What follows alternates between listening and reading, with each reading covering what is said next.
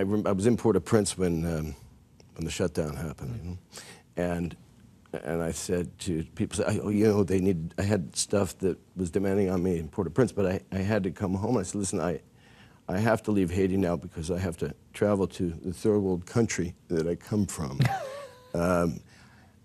You have been, you know, this, I think, you know, on the forefront of this gun thing. All of these things, and this is also where you get people who think these things. I think, let's go to the Tea Party influence on Congress on this thing. I think there's a mental health problem in Congress.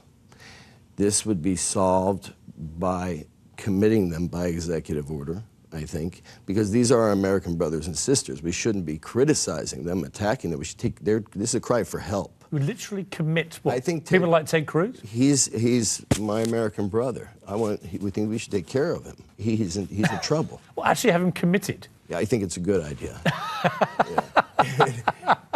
But then you look at, you know, look, there's a lot of reason to take a shot at me, and I've given people a lot of reason to over the years.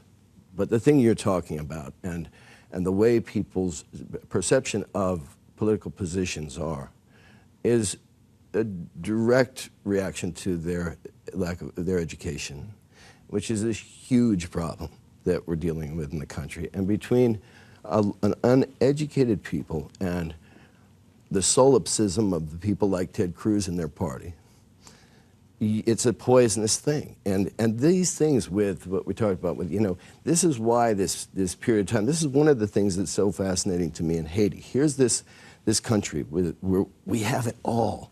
We have it all to make it great. And we find ways of self-destructing and by, you know, saying nasty things about each other and being crazy. And yet, Haiti, this country that never had anything. You know, I started a little NGO. The Haitians that came in and took it over have removed 500,000 cubic meters of rubble.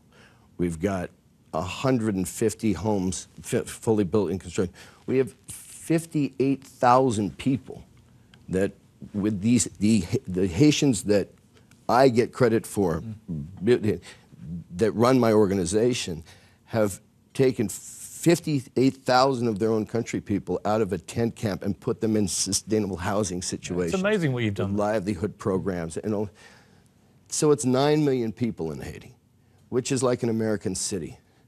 And we used to think we were working to build a model that would be replicable in Haiti. But when you see the unification that comes, when you have, you know, we happen to have currently a very, very inspired president and prime minister in Haiti. And that leadership with the people, with their incredible unity of spirit. And I don't mean that it doesn't have incredible, you know, problems also. It's now becoming a kind of a model in my head when I look at our country. Right. And I guess that's the cycle of things, that you will find among the weakest the strongest, and among the strongest the weakest.